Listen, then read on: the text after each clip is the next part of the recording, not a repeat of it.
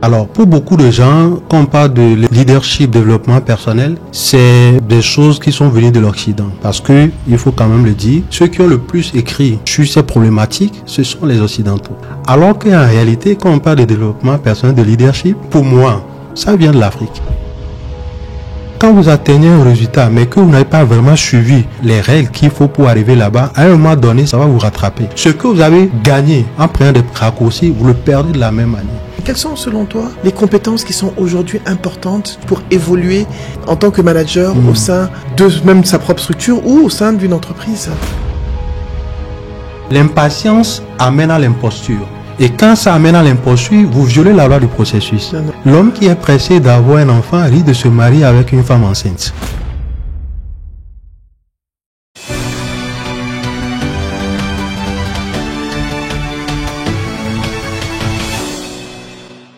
Bienvenue sur la chaîne Naboufal officielle. Aujourd'hui, on est en direct de Lomé avec l'équipe de Flemme Agency.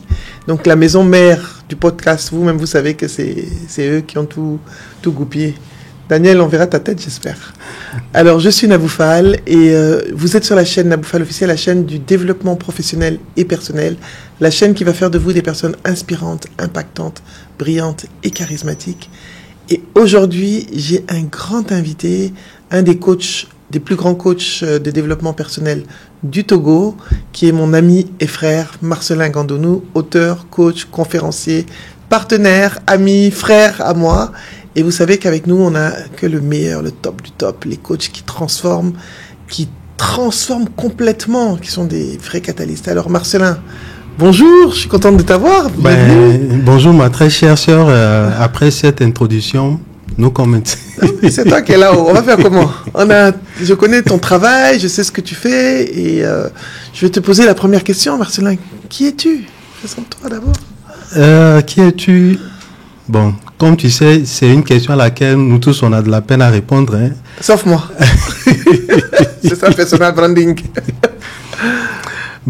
Comme tu l'as si bien dit, Marcelin Gandonou, auteur, coach, conférencier, africain, et fier de l'être. Et en dehors de ce qu'on fait en matière de formation, etc., je suis celui qui, de par son travail depuis plusieurs années, essaie d'insérer tout ce qui est endogénéité, valeurs africaines, principes africains dans le développement personnel et dans le leadership. Pour le reste, je pense que les gens peuvent voir le reste sur les réseaux, mais j'insiste sur cette partie parce que, tu le sais, je le sais, en tant que formateur africain, on a besoin d'apporter de la valeur ajoutée. Il ne sert à rien d'aller lire 2-3 livres, d'aller écouter Anthony Robbins, John Maxwell est venu citer ça. Mais en tant que formateur, j'ai besoin d'apporter une valeur ajoutée. C'est pour ça qu'on est là. Mais la valeur ajoutée, quand on parle de ça, il faut la chercher où? Il faut la chercher dans ses racines. Il faut la chercher d'où on vient. Et c'est ça qui permet d'amener quelque chose d'assez pertinent sur la table. Et c'est en cela que moi, je te félicite vraiment pour ce travail que tu fais parce que une chaîne comme la tienne, ça permet aux gens de prendre du temps, d'écouter, de faire un vrai travail de compréhension, d'acquisition de connaissances, de transformation. Parce que les punchlines de développement personnel, des petites phrases lues par ici, par là, n'a même pas vraiment de la transformation. Donc la transformation demande de la structuration. Et pour faire de la structuration, il faut prendre du temps. Il faut faire un retour en arrière vers ses racines, prendre du temps pour pouvoir maintenant se développer et s'envoler pour aller embrasser maintenant tout ce que la vie nous offre comme opportunité. Waouh, je répète ce que tu as dit, la transformation demande de la structuration. Absolument. Et un retour vers ses racines pour pouvoir on reprend dans ses racines pour s'envoler. Est-ce que ça, c'est pas charismatique? Mais, vous voyez, alors, moi, je connais ton travail, hein, et ça fait des années qu'on est ensemble, comme on dit, et j'ai en ma possession ces livres que tu as lancés sur les proverbes africains. On a ce groupe qu'on a depuis 6-7 ans, je pense, des années et des années. Et le proverbe africain, pour toi, je sais que c'est une source de sagesse et une référence pour trouver l'ancrage pour qu'on se développe personnellement en tant qu'Africain. Alors, quel est ton message? Qu'est-ce que tu veux transmettre à travers ça? Comme tu peux t'attendre à ça, je vais citer 2-3 proverbes tout à l'heure, mais l'idée ou l'essence, c'est quoi? C'est que On dit développement personnel, ça part de l'intérieur vers l'extérieur. Tout à fait. On a déjà toutes les réponses en nous. Ça, c'est l'individu. Tout à fait. Si on va au niveau communautaire, au niveau étatique, c'est exactement la même chose. Un pays qui veut se développer doit partir de l'intérieur vers l'extérieur. Et donc, si vous voulez partir de l'intérieur vers l'extérieur, ça veut dire que vous avez des racines quelque part où il faut puiser. D'accord. Et comme je disais tantôt, ce sont nos proverbes, la sagesse africaine, c'est par là qu'on peut prendre les choses pour aller de l'avant. Et ça, c'est vraiment une particularité. Alors, pour beaucoup de gens, quand on parle de leadership, développement personnel, c'est des choses qui sont venues de l'Occident. Parce que, il faut quand même le dire, ceux qui ont le plus écrit sur ces problématiques, ce sont les Occidentaux. Quand vous voulez faire, par exemple, une école de commerce, un master, un BTS, une licence, il y a de fortes chances que les livres, la documentation que vous allez utiliser, qu'une grande partie de cette documentation-là soit d'auteurs occidentaux. Par conséquent, à la fin, pour vous, c'est que quand on parle de management, quand on parle de leadership, quand on parle de développement personnel, ce sont des disciplines occidentales. Parce que là où vous êtes abreuvé, vous vous rappelez de là. Alors qu'en réalité, quand on parle de développement personnel, de leadership, pour moi, je l'affirme fort, je bombe le torse, ça vient de l'Afrique. Exemple, si nous voulons parler par exemple d'intelligence émotionnelle, si nous voulons parler de comment produire du résultat, je vous donne deux proverbes. Je dis, je vous donne parce qu'on a des téléspectateurs, sinon, toi et moi on connaît. Alors, on dit, la bouche de l'ancien pue, mais la sagesse sort déjà. La bouche de l'ancien pue, mais la sagesse en sort. Waouh. Ça veut dire quoi? Sans vouloir donner une mauvaise image des anciens, il arrive souvent que quand on prend de l'âge, on n'a plus le même niveau d'énergie pour prendre soin de soi, etc. Alors, quand un ancien vous parle et qu'on reste au premier degré de ce proverbe, peut-être l'odeur qui provient de sa bouche ne vous est pas agréable. Et si l'odeur qui provient de sa bouche ne vous est pas agréable, systématiquement, vous fermez même votre entendement à ce qui sort de sa bouche. Parce que vous vous concentrez sur l'odeur que vous sentez, au lieu que ce que vous écoutez. Et vous fermez votre entendement à ce qu'il dit. Et c'est comme ça que beaucoup de gens laissent passer de la sagesse parce que la personne de qui cette sagesse-là vient, ils ne l'aiment pas. D'accord, c'est ça le message sous-jacent. Autrement dit, ça veut dire quoi? Même si vous avez en face de vous un ennemi que vous n'aimez pas, la vérité peut quand même sortir de sa bouche. Et c'est puissant. Alors la question de savoir, vous n'aimez pas quelqu'un, vous n'appréciez pas quelqu'un, vous êtes allergique à quelqu'un, mais la personne vous dit quand même une vérité. Sur quoi est-ce que vous vous concentrez? Le fait que vous ne l'aimez pas ou la vérité qui sort de sa bouche? Si vous vous concentrez sur le fait que vous ne l'aimez pas, vous balayez du revers de la main, par la même occasion, la vérité qui sort de sa bouche. Alors qu'en matière d'intelligence émotionnelle, il est question de faire la part des choses. Est-ce que le message est vrai et objectif? Si le message est vrai et objectif, je le prends, quelle que soit la personne qui dit ce message. C'est puissant. À partir de ce moment, même si vous n'aimez pas cette personne, vous prenez quand même ce message-là. Et c'est avec ce message-là que vous travaillez sur vous pour arriver à un résultat donné. Parfois, il y a des gens qui refusent des opportunités à cause de la personne qui leur donne l'opportunité. Pourquoi? Il ne veut pas que quand il va réussir avec cette opportunité, qu'on dise que c'est Nabou qui m'a donné ça. Ouais, il y a des gens Puisque problèmes. je ne veux pas qu'on dise que c'est à cause de Nabou que j'ai réussi et que je n'aime pas Nabou, je refuse aussi l'opportunité. C'est très fort ce que tu dis, parce que ce que moi j'entends, c'est que quelle que soit la personne qui te parle de quelque chose, il faut prendre le temps, quels que soient tes sentiments, il faut prendre le temps d'écouter. Il faut savoir que la sagesse peut venir de partout. C'est vraiment ce que j'entends dans le message. Il faut dissocier la personne du message. D'accord. Et c'est ce qu'on nous dit en intelligence émotionnelle. Absolument, que le message, c'est une chose, mais la façon dont tu le perçois, parce que l'émetteur n'est pas forcément quelqu'un envers qui tu as certaines émotions. Tu n'as pas forcément des émotions de peur, de colère ou autre. Et à ce moment-là, quel que soit, tu dois prendre ton temps pour écouter son message. Et quand tu mélanges les deux, tu jettes le bébé et l'eau du bébé en même temps. Tout à fait, non, c'est très très très fort. Et je pense que ça va éclairer et ça va ça va redimensionner, recadrer certaines choses pour nos Absolument. auditeurs. Un deuxième pour la route, si tu veux bien. Même toi, même. Faut donner encore. Mais l'homme qui est pressé d'avoir un enfant risque de se marier avec une femme enceinte. Waouh. Et puis ça arrive. Hein.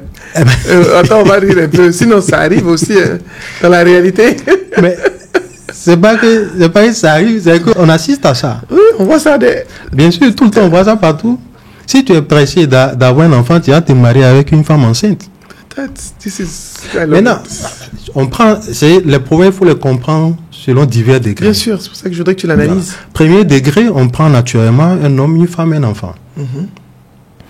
Et si tu es pressé, c'est-à-dire que tu ne veux pas attendre pour avoir un enfant, tu te maries avec une femme enceinte. Pour avoir un enfant, le minimum de temps possible, c'est au moins 9 mois. Sans rentrer dans d'autres considérations. Quand est-ce qu'on s'est vu, quand est-ce qu'on est allé ensemble, est-ce qu'on a payé d'autres, tout ça, on laisse tout ça de côté. Mais le minimum de temps, c'est 9 mois. Donc l'homme qui ne veut pas attendre 9 mois pour avoir un enfant, il va se précipiter pour se marier avec une femme qui est enceinte peut-être de 4 mois, 5 mois. Et puis 4 mois après, 5 mois après, la femme accouche. Peut-être qu'ils iront se cacher quelque part. Non, et on puis va dire après, qu'il est prématuré. Prématuré qui pèse. Qui pèse. Mais quand on voit un deuxième degré, tu veux produire un résultat. Et ce problème parle de la loi du processus. Tout résultat respecte un processus donné. Absolument. Si tu es pressé, tu vas prendre des raccourcis. Et c'est ce à quoi on assiste aujourd'hui. La réussite semble tellement facile aujourd'hui, et c'est ce que les réseaux semblent nous montrer. À telle enseigne que quand quelqu'un semble ne pas vite réussir, il a l'impression qu'il est en retard. Il a l'impression qu'il n'est pas dans le bon environnement. Il a l'impression que Dieu ne lui a pas donné toutes les chances. Il a l'impression que ses parents ont fait ceci, ou parfois même on imagine plein de trucs là. Il y a mon épouse qui me racontait une histoire hier. Elle était allée à un mariage et il se trouve que la mariée avait oublié sa bague de mariée à la maison. Ils sont à la mairie. Attends. C'était le mariage. Elle a oublié sa bague de mariée. Ils sont devant le maire. Le monsieur pose sa bague et il se trouve que la dame a oublié sa bague de mariage à la maison. Donc le maire a dû attendre. Ils ont fait des gymnastiques. Finalement, ils ont quand même pu gérer ça. Mais quand tu prends un élément comme ça, le premier réflexe que la plupart des gens auront, c'est quoi? Le sorcier du village. Il y a quelque chose en tout cas. La tante du village. On est des Africains, clair. On va avoir quelque chose dans la tête. C'est pas clair, il faut qu'on aille voir dedans. C'est quelle affaire ça? Non. Comment ça? Ce que nous on préparait depuis, et puis aujourd'hui. Aujourd'hui, ma bague. Bague là, c'est parti où? Qui est venu voler bague là? On va chercher ça jusqu'en. Mais c'est une question de négligence. Tout simplement. C'est juste un manque d'attention. Ton truc, tu le mets dans la poche, ou bien si tu veux, tu la casses au cou. Moi, je sais pas. Mais c'est une affaire de négligence. La sorcellerie n'a rien à voir dedans. Non, bien sûr. Mais on peut chercher plein de trucs. Bon, bref, je reviens à ce que je disais tout à l'heure. Donc, si vous voulez produire un résultat, il y a un processus qui demande le résultat. Maintenant, si vous prenez un raccourci, sur le court terme, effectivement, les gens vont voir que tu es un enfant. Les gens vont voir que tu as créé ton entreprise, que tu as lancé ta part, que tu fais ceci. Mais eux, ils ne savent pas. Mais un jour va arriver, le vrai propriétaire de l'enfant va sortir de quelque part. Pour dire, ça là, c'est mon enfant. Et c'est comme ça que beaucoup de gens sont des imposteurs aujourd'hui. Pourquoi? Parce qu'ils sont impatients. L'impatience amène à l'imposture. Et quand ça amène à l'imposture, vous violez la loi du processus. Non, j'aime ça. Attends, d'abord, j'ai décorté. Que l'impatience amène à l'imposture. Absolument. Et quand on est dans cette posture, du coup, on viole la loi du processus. Absolument. Parce que quand tu es trop pressé d'être qui tu n'es pas, tu deviens quelqu'un qui n'est pas en fait la personne que tu veux réellement être. C'est ça. C'est bien ça? C'est ça. Mais ce qui est intéressant, c'est qu'à la fin de la journée, là, quand toutes les lumières s'éteignent et que tu te retrouves devant ton miroir, toi-même, tu sais ce que tu vois dans le miroir. Tu peux nous blaguer, hein, tu peux mettre tous les artifices. Mais le soir, quand tu es seul, là, tu sais qui tu es. Donc, tu ne peux pas blaguer. Ton miroir, tu ne peux pas le blaguer. Et c'est comme ça que beaucoup de gens sont habités, in fine, par le syndrome de l'imposture. Parce qu'eux-mêmes, ils sentent à l'intérieur d'eux-mêmes qu'ils ne sont pas à leur vraie place. Alors ça, c'est les gens qui... Moi je vais dire ces gens-là n'ont même pas de syndrome de l'imposteur parce qu'ils sont sûrs d'être là où ils doivent être. On appelle ça le syndrome de Donald Kruger, je crois. C'est le contraire, c'est-à-dire qu'ils font comme s'ils connaissent. C'est des filles, des vendeurs d'illusions. Il y a deux choses. À un moment donné, quand ça apparaît en toi, quand tu ressens l'imposture, c'est comme le mensonge. Quand tu mens une première fois, tu es obligé de mentir une deuxième fois. Tu dois continuer. Pour entretenir le premier mensonge. Tout à fait. Tu dois mentir une troisième fois pour entretenir les deux premiers mensonges. Mais quand tu vas arriver au 50e mensonge, là, toi-même tu es embrouillé. Non, c'est-à-dire que toi-même tu commences à croire à ton mensonge. Absolument. Tu te dis que non, c'est la vérité, mais en même temps, est-ce que c'est faux, est-ce que c'est vrai? Je suis perdu. Donc finalement, tu es là, et puis c'est comme tu es bipolaire. Tu es là, tu as plusieurs personnalités. Tout à fait. C'est comme ça que des gens comme ça finissent par s'imaginer être vraiment quelqu'un et puis ils sont obligés d'entretenir une personnalité comme ça. On a des gens qui entretiennent des personnages, mais au fond, ils savent que c'est pas ce qu'ils doivent être. Ouais, en anglais, on dit fake it till you make it. On dit fais semblant jusqu'à ce que tu le sois. Peut-être que ça, c'est ce qu'ils essaient de faire, non? Et donc, ce sur quoi moi je vais attirer l'attention des gens, c'est que la loi du processus est importante. Maintenant, quand vous atteignez un résultat, mais que vous n'avez pas vraiment suivi les règles qu'il faut pour arriver là-bas, à un moment donné, ça va vous rattraper. C'est comme ça qu'un beau jour, il y a des gens qui, vous savez, les réseaux, ils ont leur côté positif et leur côté négatif. Hein. Un beau jour, quelqu'un sort de quelque part pour dire, là, monsieur, là, je le connais, mais il n'est pas ce qu'il prétend, etc. Donc, ce que vous avez gagné en prenant des raccourcis, vous le perdez de la même manière.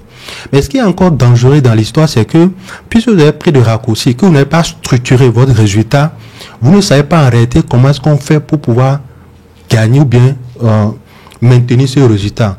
Vous allez tomber dans la protection, vous allez tomber dans l'envie de vouloir sécuriser forcément. Et à partir de ce moment, vous allez rentrer dans d'autres travers. C'est pour cela que ceux qui arrivent au pouvoir, par exemple, par des moyens détournés, ont peur de perdre leur poste. Parce qu'ils savent que s'ils perdent ce poste, ils ne peuvent pas retrouver le poste là. Parce qu'ils n'ont pas les compétences. Mais ils n'ont pas le mérite. Ils n'ont pas le mérite. Tu n'es pas arrivé là-bas par Ils ont violé la loi du processus. Absolument. Donc, quand tu as peur de perdre quelque chose, tu es obligé de protéger la chose. Et en voulant protéger cette chose-là, tu es prêt à tout pour pouvoir garder ça. C'est pour ça que beaucoup ont peur de perdre leur poste. Par contre, quand tu sais comment quelque chose marche, même si tu payes un poste, une fonction, ton cœur ne bat pas. Tu es serein. Parce que tu sais exactement comment on fait pour arriver là-bas. Soit c'est dans le pays A, ou c'est dans le pays B. Donc tu n'as pas peur. Peu importe l'environnement où tu te trouves, tu sais que tu es capable de revenir à ce résultat. Ce que tu dis, c'est très puissant parce que moi, je dis toujours que je peux vivre n'importe où. Même si tu me jettes en Chine demain, je vais être Nabou Fall. Mais je parlais, tu connais le processus. Et puis je connais mon travail. Donc, je vivais en RDC, j'ai vécu au Congo-Brazzaville, j'ai travaillé partout. Même si tu me dis demain, je pars ailleurs. Et je pense que ce que tu dis, c'est très, très profond parce que les gens doivent se poser la question, est-ce que je suis capable de recommencer même si je vais quelque part? Parce que finalement, ce sont les compétences, la connaissance, l'expertise et l'expérience qui vont parler. Absolument. C'est pas, je connais un tel ou je suis arrivé là par hasard. Non, c'est le travail. Et souvent, moi, je vois des jeunes. J'ai une jeune femme, il y a quelques temps, qui est venue me voir, je vais être coach. Je dis, il n'y a pas de souci, il y a un processus. Il faut qu'on parle de cette affaire-là. Et elle me dit, oui, je vais être coach en couple, famille. J'ai dit, tu es marié, tu as des enfants? Elle dit, non. Je dis, mais toi-même, tu n'as pas construit de famille personnelle. Et puis, c'est toi qui veux conseiller des pères et des mères de famille. Et je dis souvent que, pour moi, le coaching, c'est vrai, il y a des formation, certification, entre guillemets. Mais pour moi, le premier levier du coach, c'est son expérience et son expertise. Of course. Pour moi, si tu n'as pas un vécu, moi, quand je me permets d'accompagner les dirigeants et tout, c'est parce que j'étais à leur place. J'ai vécu des choses qu'ils ont vécues. Si je me permets de parler des femmes, et ce matin encore sur un réseau social, même pourquoi vous parlez toujours des femmes? Je lui ai demandé est-ce que je suis un homme. Donc, il faut qu'il me dise si je suis un homme. Donc, ce processus, c'est important, la construction de l'homme. Quelqu'un te voit, il me voit, il ne sait pas qu'est-ce qu'on a vécu, comment on est arrivé. Et il dit, ou dans quoi on est actuellement. Ou dans quoi on est. Il dit, non, je veux faire ce que tu fais, je veux être toi. Mais tu ne connais pas mon histoire. Tu ne sais pas que ça fait 20 ans, ou 25 ans, ou peut-être 30 ans que je travaille et que je construis ce que je suis aujourd'hui. Absolument. Et ça me permet de rebondir en disant ceci. Les gens font souvent un mélange. Ils s'embrouillent un peu. C'est-à-dire que d'abord, pour corroborer ce que tu as dit, il y a un proverbe qui me vient à l'esprit. Nul chemin ne mène à un arbre qui ne porte pas de fruits. Ça veut dire que si toi-même tu n'as pas produit un résultat, personne ne viendra vers toi pour apprendre quoi que ce soit. Tu peux faire de l'imposture, mais comme on l'a dit tout à l'heure, ça va s'écrouler. Donc, le chemin qui mène à un arbre qui porte un fruit, ce chemin est toujours dégagé parce que chaque fois les gens empruntent ça pour venir cueillir les fruits. Et donc, c'est important d'avoir du résultat quand on est coach ou quand on s'engage dans une démarche professionnelle pour qu'au moins ce résultat parle pour vous. Maintenant, il y a une erreur que les gens font généralement. Lorsque quelqu'un finit par produire un résultat, je prends ton cas, et que tu dis, voilà comment je suis arrivé, tu es en train de mener une réflexion rétrospective. Voilà les choses que j'avais l'habitude de faire pour arriver où je suis. Et une jeune fille regarde ça et dit, ah tiens, franchement, voilà, je veux devenir comme Nabou Fall. Mais comme tu l'as dit tout à l'heure, après que tu aies décrit ce que tu as fait, elle dit, bon, ça veut dire qu'il faut que je lise 10 livres par semaine, il faut que je me réveille à 4 heures du matin, il faut que je fasse ceci, il faut que je fasse ça. Il faut travailler, et il faut étudier. Elle dit, bon, c'est vrai que je veux devenir comme Nabou Fall, mais ce qu'elle a dit là, moi je ne suis pas prêt. Or, elle est dans une démarche prospective. Elle est en train de se projeter. Quand on se projette, on ne fait pas du copier-coller avec une réflexion rétrospective. Parce que quand tu étais dans ton processus là, il y a plein de difficultés que tu as rencontrées, il y a plein de tribulations que tu as rencontrées, mais que tu ne peux pas forcément citer. Tu peux pas raconter 20 ans en 1 heure de temps. Tu ne peux que dire quelques grandes lignes. Bien sûr, tu fais juste le résumé. Or, ces grandes lignes-là ne sont pas forcément les 20 ans. Donc, quand quelqu'un entend Nabou Fall parler, la personne doit prendre ça, le processus-là, et contextualiser pour dire, voilà, je suis dans tel pays, je suis dans tel environnement. Comment est-ce que je peux utiliser ce que Nabou Fall dit par rapport à mon contexte, l'adapter à ma réalité, afin de progresser. Et c'est exactement trop. C'est pour ça que parfois les gens se disent, ce que les gens disent là, c'est la réussite est trop difficile, on veut prendre des raccourcis. Tu vois. Et ça m'amène justement à parler d'un sujet aussi qui me tient beaucoup à cœur, le paradoxe ou les paradoxes du développement personnel. Mais avant que tu abordes, j'aimerais te poser une question. Dis-moi. Tu te rappelles, il y a quelques années, tu nous as réunis autour d'un ouvrage où tu m'as dit, écoute, trouve-moi toutes les citations que tu as pu dire, et tu as demandé à plusieurs de nos amis, collègues. Et au-delà, il y a les livres des proverbes africains qui nous sert aussi, qui est un outil de travail pour nous, quelque part. Et il y a cet outil, ce livre de citations de coach. Recueil de citations de pensée. Et pourquoi est-ce que tu as pensé qu'il était important? Tu m'as dit, tu me l'as dit, mais j'aimerais que... Quelle était ta démarche dans ça? Tu sais, Nabou, quand tu me poses ce genre de questions, on ne va pas quitter ici. Mais on va quand même essayer de faire simple. Mais c'est l'étape suivante par rapport à ce qu'on a dit tout à l'heure, par rapport au proverbe. Franchement, de toi à moi, je suis fatigué, je suis frustré et parfois énervé quand je vois dans les conférences, dans les séminaires, des formateurs africains ne faire que citer des auteurs occidentaux.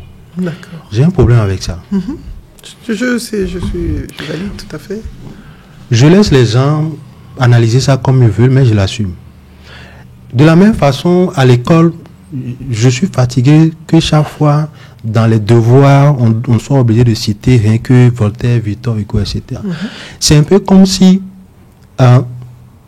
on n'a pas la capacité, les auteurs, des conférenciers, des coachs africains, on n'a pas l'intellect pour sortir des choses que les gens peuvent utiliser. L'objectif, je pense que tu es absolument aligné sur ça avec moi. Absolument, à 100%.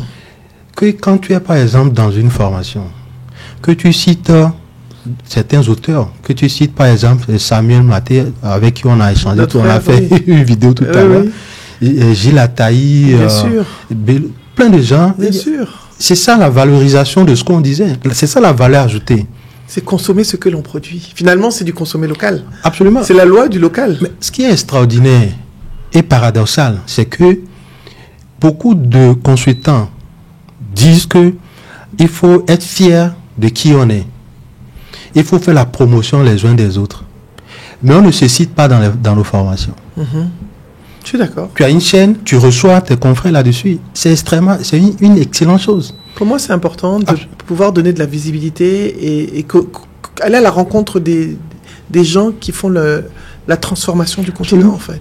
Moi, je préfère citer Nabou Fall dans une de mes formations et une patiente dit, ah Nabou, je la connais, elle fait ce qu'elle fait, j'aime bien, elle me parle bien. Et ça match en même temps. Bien sûr. Par contre, quand je cite un Australien, la pensée, elle est intelligente. C'est bien articulé. Mais, oh, il est loin, Joe. Bon, franchement. Il est un peu loin, d'accord. Non, je valide tout à fait ton point de vue. Et je vais venir là-dessus, donc je reviens sur ce que tu as dit. Tu parlais du paradoxe du développement personnel. Pour toi, pourquoi est-ce que c'est un paradoxe? Il y a des paradoxes dans le développement personnel. Tout à l'heure, en off, on discutait, souvent quand on se voit, tu sais que quand on rentre dans nos discussions, ça finit pas. Oui, et on disait que le développement personnel, c'est pas du buzz. Le leadership, c'est pas des punchlines. Oui. N'est-ce pas? C'est pas se dire je suis leader non plus. Après, il y a le message commercial, c'est-à-dire qu'il y a des choses qu'on dit pour que les gens puissent venir. Non, et non, puis ils vont je suis leader, mais je dis n'importe qui se réveille et puis met leader. Moi-même, le mot leadership me fatigue. C'est-à-dire, leadership, là, c'était une personne, là. Je vais envoyer droit d'auteur. Voilà. Et donc, quand les gens parfois écoutent juste des bouts de phrases, ils prennent ça comme argent comptant, ils vont travailler avec. Alors que un bout de phrase, c'est comme, je dois envoyer un article tout à l'heure, c'est comme le chapeau d'un article. Tu prends un journal, tu vois le titre, tu vois le chapeau de l'article, ça t'attire. Mais il faut prendre maintenant 10 minutes, 15 minutes pour lire le contenu de l'article. Mais quand tu prends le chapeau pour aller faire quelconque réflexion, opinion, tu as tout faux. Parce que le fond du message, tu l'as pas. C'est comme quand tu suis un journal, sur une chaîne de télé d'information en continu, 10 minutes de journal ne suffit pas pour se faire une opinion. Il faut maintenant aller regarder un documentaire, regarder un reportage qui fait 40 minutes, qui fait 1 heure de temps, où le journaliste a pris le temps d'aller faire des enquêtes, d'aller interviewer les gens. C'est là où tu as la vraie information. Et du coup, parfois on dit, quand vous voulez travailler, il faut chercher votre passion. Faites ce qui vous passionne. Et quand vous travaillez votre passion, vous n'allez plus travailler pendant votre vie. Vous ne travaillerez plus jamais de votre vie, quoi. Je suis entièrement d'accord avec ça. Parce que quand tu fais quelque chose qui résonne en toi, tu prends du plaisir à faire ça. C'est quand tu vois les Mbappé jouer là, les gars, ils jouent et puis ils s'amusent et puis on leur donne de l'argent. C'est bon. Ah oui, c'est comme nous d'ailleurs. Moi, je pense que je fais ce qu'on fait avec passion. Mais tu es sur scène, Nabou, tu fais les trucs, mais tu dis aux anges, tu es emporté et à la fin, tu prends ton casier. Oui, absolument. Et c'est absolument, c'est intéressant. Mais la réalité, c'est que très peu de gens n'arrivent pas à trouver très tôt leur passion. Réalité.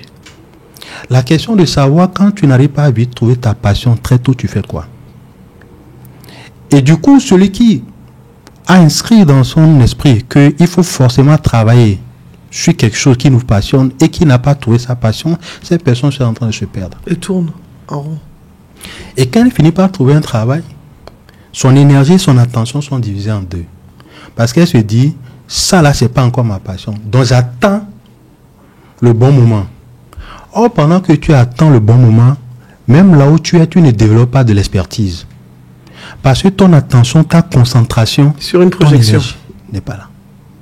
Or, pour développer de l'expertise, il faut faire ce qu'on appelle un tir groupé. Exactement. C'est quand tu fais un tir groupé que tu détruis une cible. Tout à fait.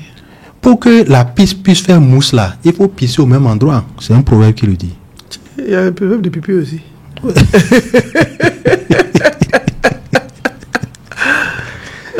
Pour que la piste puisse faire mousse, il faut pisser au même endroit. J'avais compris. Bon, je ne vais pas répéter ça une troisième fois. Bref, le principe du tir groupé veut que si tu veux détruire une cible, que tu tires sur la tire au même endroit. Mais quand tu éparpilles tes efforts, tu fais 1000 choses, mais tu n'es expert dans rien. Or, dans notre monde d'aujourd'hui, même si il faut avoir de la compétence transversale, il faut quand même développer une expertise qui sort du lot, malgré que tu as de la transversalité. Et c'est comme ça que beaucoup de gens n'arrivent jamais à pouvoir être bons dans quelque chose, parce qu'ils attendent le déclic pour trouver leur passion. Forest Whitaker a dit, un acteur nord-américain. Il dit ceci, parfois vous devez faire ce que vous avez à faire. Absolument. Ensuite, vous pouvez faire ce que vous voulez faire. Absolument.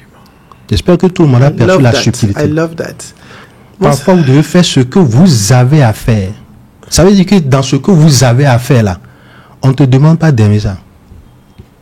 C'est qu'en ce moment-là, c'est ce que tu dois faire. C'est par là que tu dois passer. C'est ton chemin. C'est ton chemin. C'est le processus. Tu passes par là. Moi, je me dis, si je n'étais pas passé en entreprise, tout ce que j'ai vécu professionnellement, je n'aurais pas été capable d'être ce que je suis aujourd'hui. Ça va ensemble. C'est ça qui a abouti à ce que tu veux faire maintenant aujourd'hui. Tu fais ce que tu veux, tu voyages, tu vas là où tu veux. J'ai fait ce que je devais faire, en tout cas. Il y a des gens qui te sollicitent quand tu regardes, tu dis, bon, ça, je prends pas. Parce que je suis pas serré. Mais attends, tu as ton cible. Si on te fait une proposition que c'est pas conforme à ton truc, tu dis, oui, j'aime bien, mais ça, je prends pas. Les Américains disent, you gotta do what you gotta do. Tu dois faire ce que tu as à faire. Ce que tu dois faire, tu dois le faire, même si tu veux pas. C'est aussi simple que ça. C'est-à-dire que, comment est-ce qu'un parent met son enfant à l'école, il dit que lui il veut pas aller dans cette école? Non, ça, c'est pas mon enfant. C'est toi qui payes. Ça, c'est les enfants des autres. Mais moi, là, tu vas aller là où moi j'ai dit que tu vas. Tu as vu, non? Mais il doit passer par là d'abord. Quand il grandit, il a son travail, il a tout ce qu'il veut là. Il peut choisir ce qu'il veut. Aussi simple que ça. Et donc, le paradoxe, c'est quoi? Sur le principe d'avoir sa passion, on est entièrement d'accord. Mais si vous ne regardez que cette partie de la chose, sans regarder ce que Forest Whitaker a dit, vous allez perdre plein d'opportunités, vous n'allez pas développer de l'expertise. Et c'est ce que beaucoup de gens ne comprennent pas. Donc quand ils prennent le bout de phrase qui dit travailler avec passion, et ils s'arrêtent là, ils se perdent. Je suis d'accord. Merci beaucoup pour cette perspective qui est très intéressante. Je voudrais que toi, tu me dises pour toi, quelles sont les étapes pour la transformation dans ton processus à toi, dans ta technique, ton processus de coaching qui est propre à toi. Chacun de nous a son système. Quel est, en quelques mots, le processus de transformation que tu peux partager avec les gens qui sont là? Oui, 4 petites questions. 4 petites questions. Et pour finir avec ce que je disais tout à l'heure, un autre paradoxe qui nous permet d'aller aux 4 petites questions, la persévérance. Tu vas voir le rapport. On nous a toujours dit que la persévérance est une bonne chose. Je suis entièrement d'accord là-dessus. Et l'article que je m'avais publié aujourd'hui dit quoi? La persévérance n'est pas toujours une vertu. Le paradoxe de la ténacité. Et je disais tout à l'heure que ne vous arrêtez pas au titre. Quelqu'un qui regarde un titre comme ça, il va dire, comment Marcelin peut dire que la persévérance n'est pas toujours une vertu? Ce qu'on nous a toujours dit ici, il raconte quoi? Naturellement, la persévérance est une bonne chose. Sinon, toi, on ne serait pas ici. Tu as dit tout à l'heure, tu as ton parcours dans les entreprises qui a forgé la merveilleuse personne que tu es aujourd'hui. Et puis, je t'ai dit que Marcelin, on va faire le podcast là un jour. Je t'avais dit ça. Moi, je suis persévérante. Sinon, on ne serait pas là. On ne serait pas là parce que j'ai projeté ça. J'ai dit, dès que j'arrive à Lomé, tu sais que tu es dans où?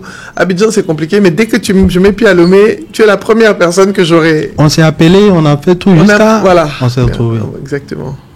Et tout ce qu'il y a comme invention dans le monde aujourd'hui, si les inventeurs n'avaient pas persévéré, on ne serait pas là. Je suis d'accord. Mais les grandes entreprises qu'on voit aujourd'hui, s'ils n'ont pas persévéré, on ne serait pas là. Mais c'est pas ton mais. Toutefois. C'est de ça qu'il s'agit.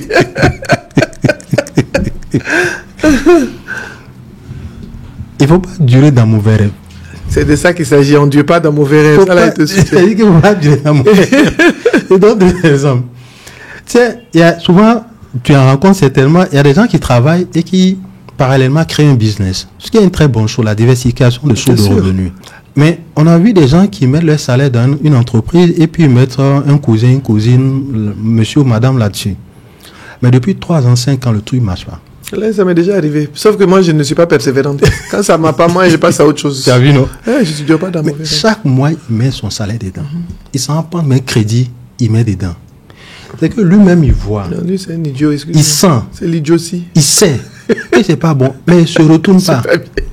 Mais pourquoi? Parce que à cause du regard des gens, s'il laisse tomber là, on va dire quoi? Peut-être que quand il voulait même s'y mettre, on lui a dit, faut pas faire ça. Et mais il veut pas laisser quoi? Maintenant, il veut pas laisser. Faut pas. On va voir que non, il a échoué. C'est les Africains. Nous toujours les autres. Donc il est en train de souffrir. Les projets familiaux sont en berne. Les constructions, il doit construire, il ne peut pas construire. Mais il s'entête. Il faut t'arrêter. Je valide. Arrête-toi, retourne-toi. Est-ce que c'est pas, il faut pas. C'est pas. Ce que tu dis, c'est vrai. Il y a beaucoup de gens comme ça. Ils sont dans l'affaire là, ils te disent que non, comme j'ai dit que moi je vais être entrepreneur là, je vais être entrepreneur forcé. Et puis il dit, comme tu sais, nous on a toujours la foi, on dit ça allait. Dieu est grand. Dans ça allait, Dieu est grand là, il est en train de souffrir. Mais tu sais, c'est intéressant ce que tu dis parce qu'il y a une jeune dame d'origine sénégalaise américaine qui avait une grande marque de maquillage, Diara Xoxo, je crois, Diara Ndiaye. Et récemment, elle a annoncé qu'elle fermait parce que ça n'allait pas. Elle a le courage, moi je pense qu'il faut avoir le courage. Et elle dit ce n'est pas rentable, donc j'arrête. Absolument. À un moment donné, si c'est pas bon, il faut regarder dans le miroir, il faut regarder puis s'arrêter. Maintenant, quand tu t'entêtes et que tu le fais, quand tu vas finir par te casser la gueule, les mêmes personnes de qui tu es, ils vont se moquer de toi. Ça me fait penser à quelque chose. Dans notre métier, il y a énormément de gens qui sont coachs pour être coach, mais qui ne vivent pas de ça. C'est forcé. Parce que moi, souvent, mais tu vis de ça. Je dis, mais je vis de ça. C'est toi et moi, nous savons que nous vivons de ça. Je me dis, on dit, est-ce que ça nourrit son homme? Mais nous vivons de ça. C'est avec ça qu'on envoie nos enfants à l'école.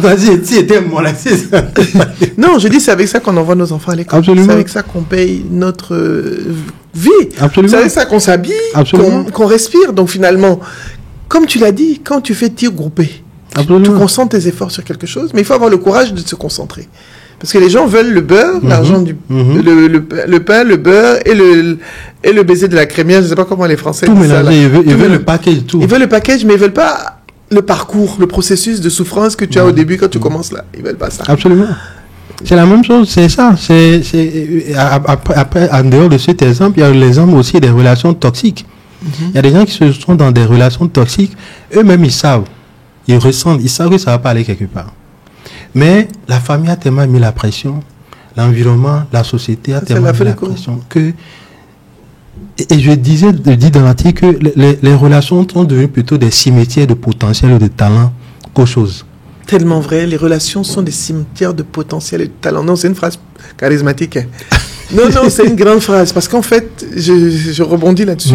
Les relations sont des cimetières de potentiel et de possibilités. Et de talent, de possibilités. Waouh! Parce que c'est pas épanouissant, elles sont pas épanouissantes. En tout cas, une partie des relations sont pas épanouissantes.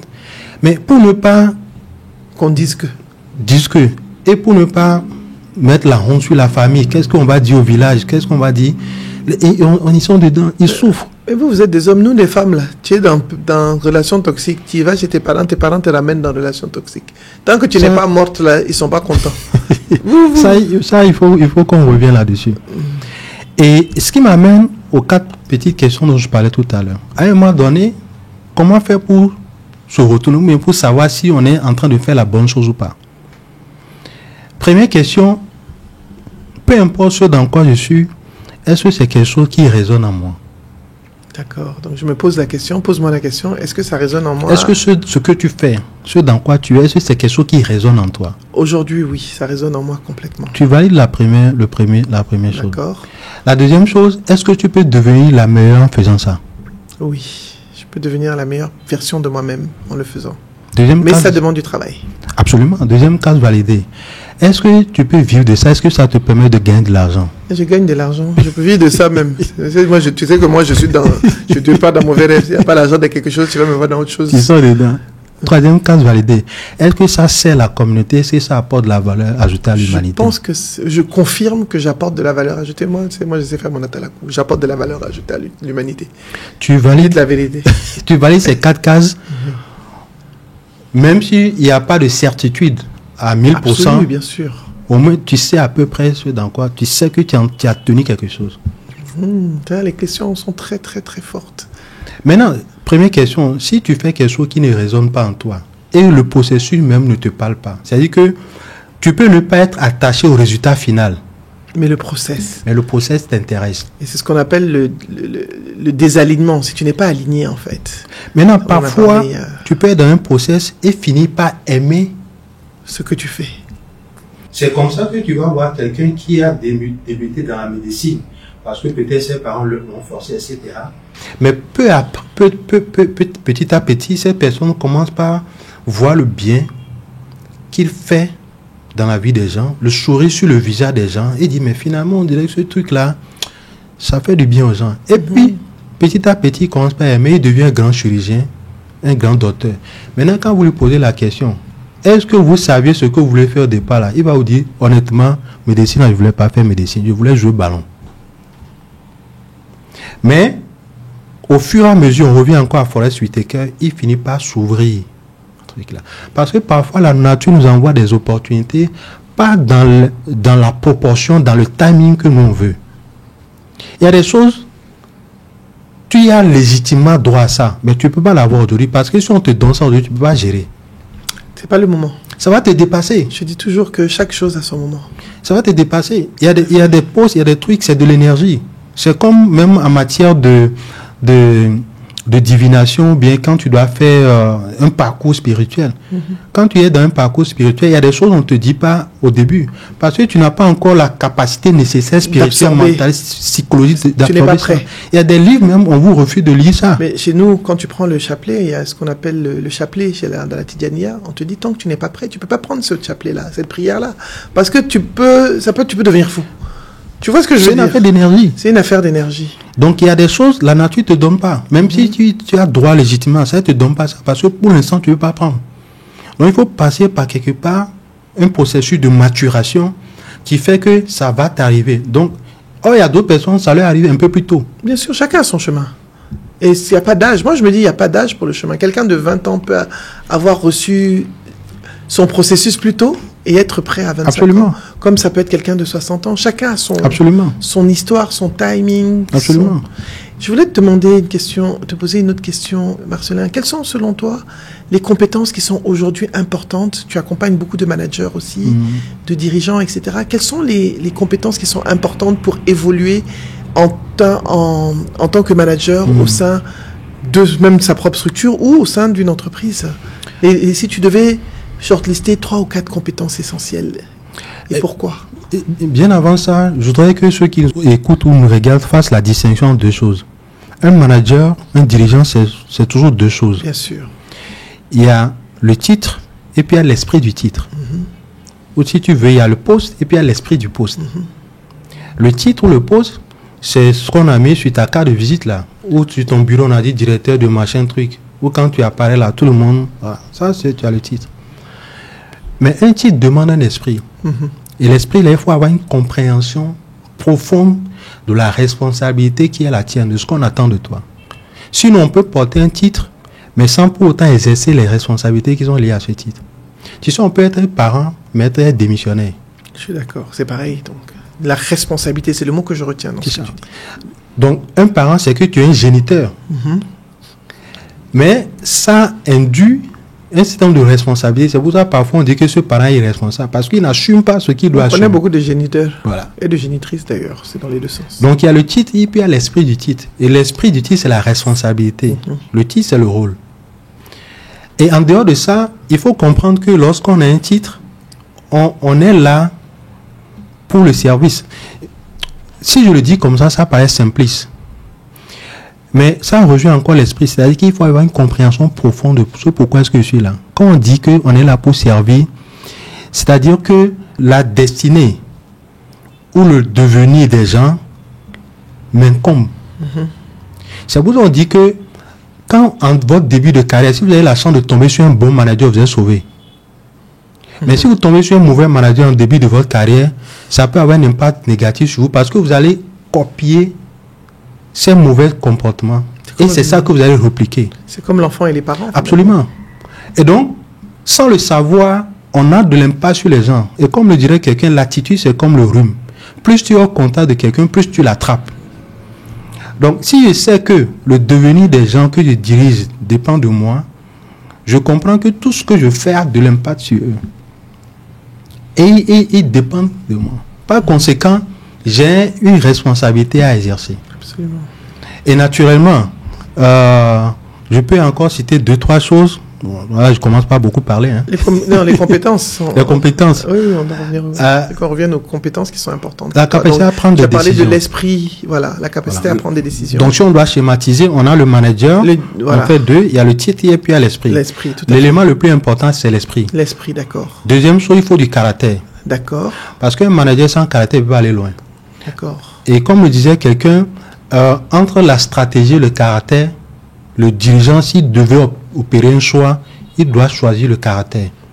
Parce que la stratégie, on peut l'apprendre. Tout à fait. C'est un process qu'on est. Il y a des écoles pour ça. Tout à fait. Par contre, le caractère, c'est une construction personnelle. D'accord. Et le caractère doit être adossé à des principes. Est-ce que tu alignes le caractère, quand tu parles de principes, c'est aligné à des valeurs? Valeurs, principes, absolument. Quelles valeurs? Par exemple, la valeur humaine. Que tu traduis comment? Comment est-ce que je perçois l'humain? D'accord. Est-ce que je perçois l'humain comme un matériel qu'on peut interchanger ou je perçois l'humain comme quelque chose de global? D'accord. Qui a besoin de dignité, qu'on lui fasse confiance et qu'on l'aide à grandir, qu'on aide à grandir, et qui a besoin, oui, c'est ça la dignité. C'est-à-dire que si vous n'avez pas la dignité humaine comme valeur, vous êtes entrepreneur, vous marchez sur les gens. Il y a des exemples légion. Moi, je me rappelle un entrepreneur que j'accompagnais il y a quelques années en arrière, il devait prendre des décisions. Il dit, ah, Marcelin, ça va saigner. Il va aller découper. Il dit, ça va saigner. Donc, imagine ce qu'ils en ont fait. Ouais, ça va saigner là, c'est grave. Donc, il y a des gens, ils sont dans les entreprises, mais ils ne s'épanouissent pas. Mais c'est parce qu'ils ont des factures à payer qu'ils sont là. Tout à fait. Donc, la perception que vous avez de l'humain est importante en tant que manager. D'accord. Donc, je récapitule ce que tu as dit. Tu as parlé du dirigeant ou du manager.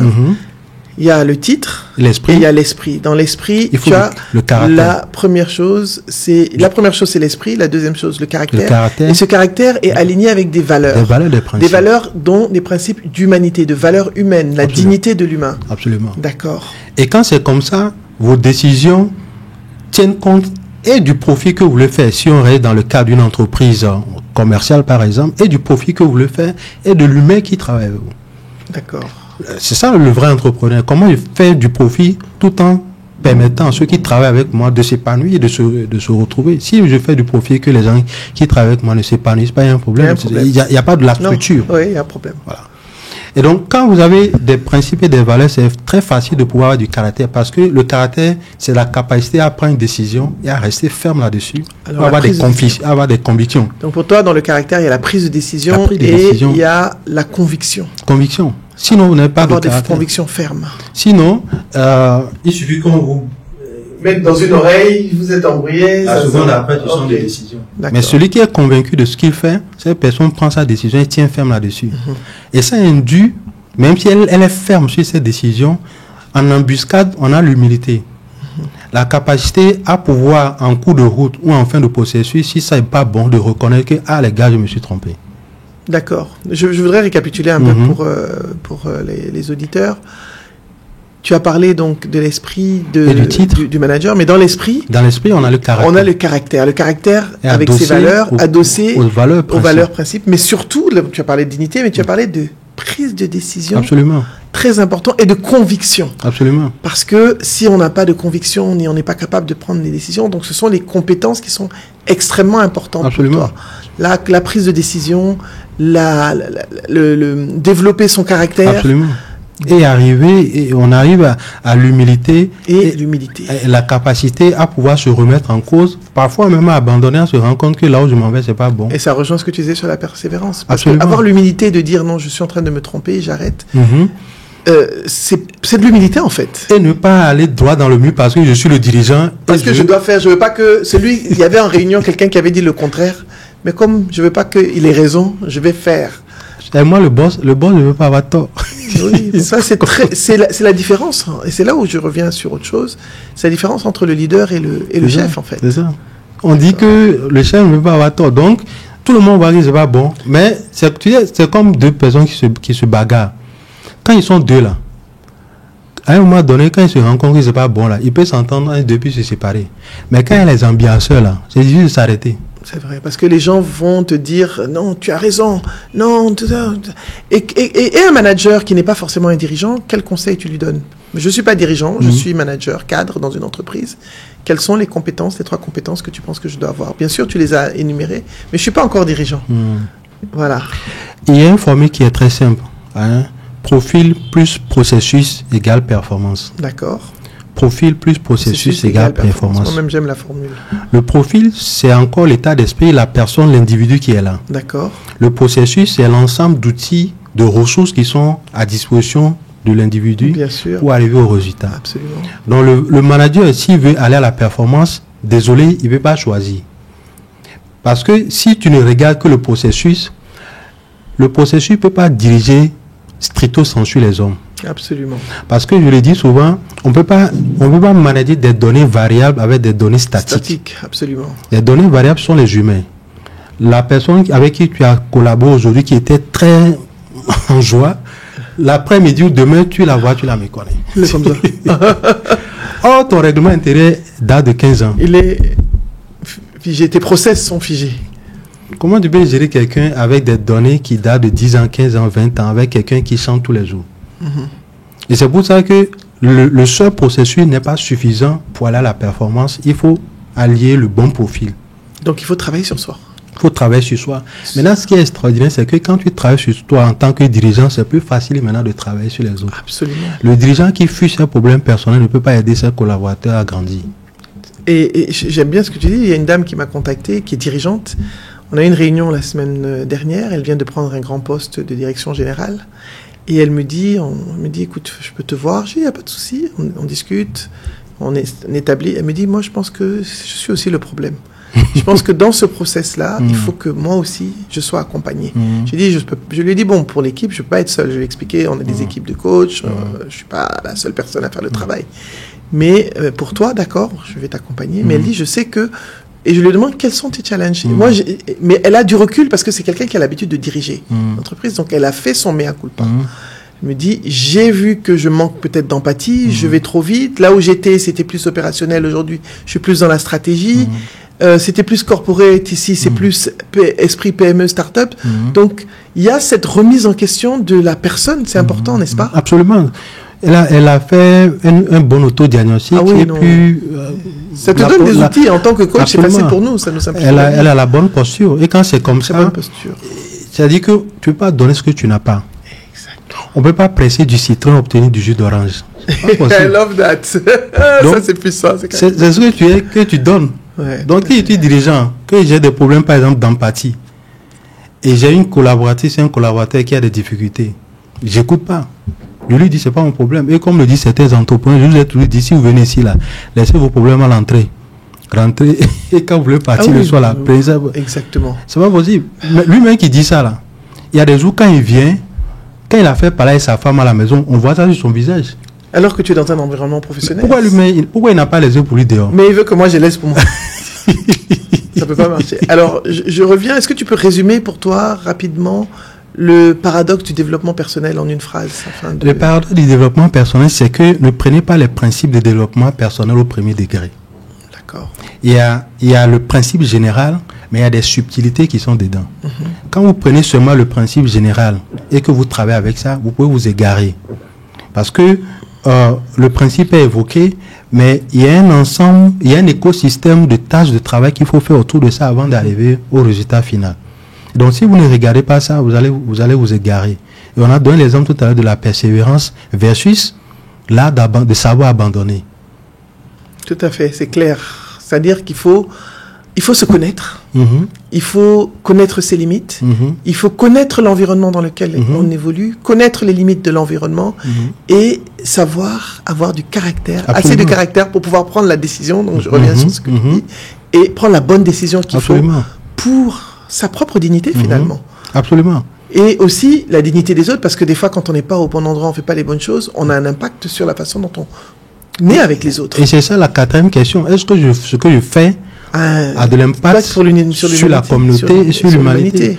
Parce que parfois, on fait des choses, nous, on dit que ça a du sens pour nous, on résout nos défis égoïstes, mais quand on regarde, on n'a que des effets néfastes sur la communauté, sur l'environnement.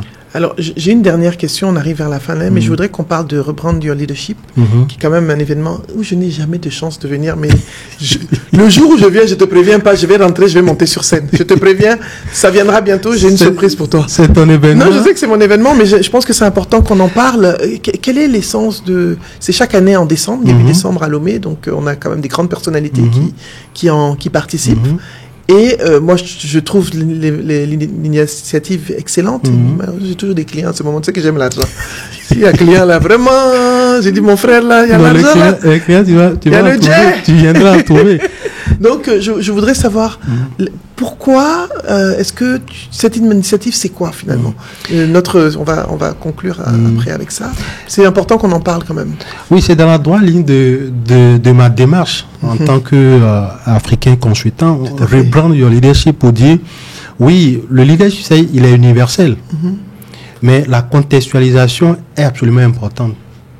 Et quand on parle de contextualisation, je ne parle pas de violer le principe universel.